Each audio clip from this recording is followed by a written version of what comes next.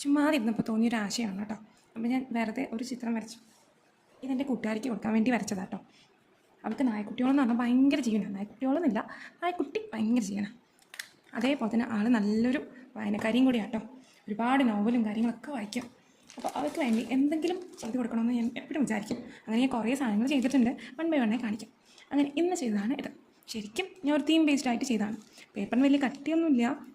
ഞാൻ സാധാരണ ചിത്രം വരയ്ക്കുന്ന ഒരു A5 ഒരു ബുക്കുണ്ട്, ആ ബുക്കിൽ ചെയ്താട്ടോ. ഇത് ഇങ്ങനെ തന്നെ ഒരു രസമൊക്കെ ഉണ്ടല്ലേ. വേണമെങ്കിൽ ഒരു ഫോട്ടോ എടുത്ത് വെച്ചേക്കാം. ഇങ്ങനെ തന്നെ കാണാൻ നല്ല ഭംഗിയുണ്ട്. പക്ഷേ എൻ്റെ ഒരു ആഗ്രഹം എന്താണെന്ന് വെച്ചാൽ കളർ കൊടുക്കണമെന്ന്. കളർ കൊടുക്കുമ്പോൾ അങ്ങനെ വാരി പൂശി കൊടുക്കാനും പറ്റില്ല. സോ ഞാനൊരു ഒഴിഞ്ഞൊരു ഈ കവറിൽ നമുക്ക് ഇഷ്ടമുള്ള കുറച്ച് കളേഴ്സ് കൊടുക്കാം.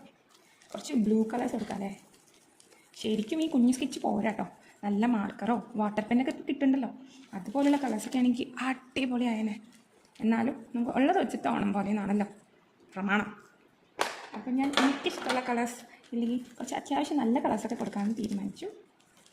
സോ കുറച്ച് പിങ്കും കുറച്ച് ബ്ലൂവും കുറച്ച് ഓറഞ്ചൊക്കെ കൊടുക്കാം. ഓറഞ്ചൊക്കെ എത്ര കണ്ട് പിടിക്കുന്നുണ്ടെന്നൊന്നും അറിയില്ല, കാരണം ഇതെല്ലാം കണ്ണൻ്റെയാണ്. ആളെ നല്ല ഉറക്കത്തിലാണ്. എണീറ്റ് വന്നാൽ അറിയാം ബാക്കി പൂരെന്താന്ന്.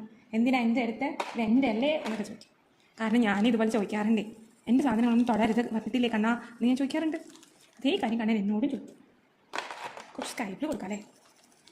ഇനി ഒരു പച്ചയുടെ കുറവ് കൂടിയുണ്ട്, അതും കൂടെ അങ്ങനെ നികത്തിക്കഴിഞ്ഞാൽ ബോളിയാണ്. ഓക്കെ, ഇനി ഒരു പച്ച കളർ കൊടുക്കാം. അപ്പം ഇതൊക്കെയാണ് ഞാൻ ഉദ്ദേശിക്കുന്നത്. മഞ്ഞ കൊടുത്തില്ല അല്ലേ. ഓറഞ്ചും മഞ്ഞയും പർപ്പിളൊക്കെ കൂടെ ആയി എവിടേക്കും ഉണ്ട്.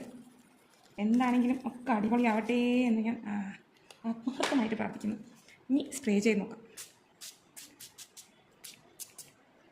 ഓവറായോ എനിക്കറിയില്ല എങ്ങനെ വരുമെന്ന്. ഇത് കൊള്ളാവുമെന്ന് എൻ്റെ പേടി.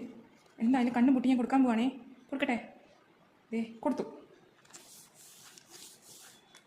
അയ്യോ കർത്താവേ നീ കാത്തോളേന്ന് എനിക്ക് പറയാനുള്ളൂ. എന്ത് കോലം വന്നു. ഓ മൈ ഗോഡ്, എനിക്ക് വയ്യ. എന്ത് പൊന്നോ, എനിക്ക് ഭയങ്കര ഇഷ്ടമായി കേട്ടോ. ഈ അറ്റത്ത് കുറച്ചുകൂടെ കളറാക്കണം.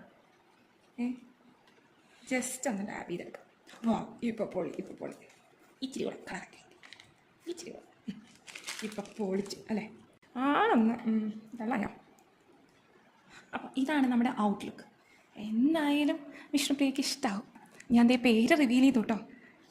വിഷ്ണുപ്രിയ എന്നാണ് പേരെങ്കിലും നമ്മൾ വിച്ചു അച്ചു എന്നൊക്കെ വിളിച്ചുള്ള പരിചയമാണേ. ഇതെൻ്റെ ഏതോ ഒരു സാധനത്തിൽ കിട്ടിയ ടാഗാണ്. അപ്പോൾ ടാഗിൽ ഞാനൊരു മുത്തും കൂടെ കോർത്ത് ഒരു ചന്തളൊരു സാധനമാക്കി. കൊള്ളാമല്ലേ. അപ്പോൾ എന്നാൽ പിന്നെ ഇതും കൂടെ അങ്ങോട്ട് ഇട്ട് കൊടുക്കാമെന്ന് വിചാരിക്കും. കൊള്ളുന്നില്ലല്ലോ ഇതിനുള്ളിൽ. ഇത് ചുമ്മാ ഇങ്ങനെ ഇതിനുള്ളിൽ കൂടെ ഇട്ടാൽ മതി. ഇതാണ് അതിൻ്റെ ഒരു ഭംഗി. എങ്ങനെയുണ്ട്? നല്ലൊരു ബുക്ക് മാർക്കാട്ടോ. ഇതിലേക്ക് നമുക്ക് കുറച്ചുകൂടെ കട്ടി കൂട്ടണമെങ്കിൽ നമുക്ക് സെല്ലോ ടേപ്പ്, നല്ല വീതിയുള്ള സെല്ലോ ടേപ്പ് ഇതിൻ്റെ മുകളിൽ ഒട്ടിച്ചു കൊടുത്താൽ മതി. അപ്പോൾ കുറേ കാലം കഴിഞ്ഞാലും ഈ പെയിൻറ്റിനോ കളറിനോ ഈ എഴുതിയതിനോ വരച്ചതിനോ ഒരു മാറ്റമില്ലാതിരിക്കും. എൻ്റെ കയ്യിൽ വീതിയുള്ള ടേപ്പില്ല കേട്ടോ, അതുകൊണ്ടാണ്. പിന്നെ ഇപ്പോൾ കേട്ട സൗണ്ട് ലോ ബാറ്ററി അതിൻ്റെയാണ്. അപ്പോൾ happy drawing. Thank you for watching.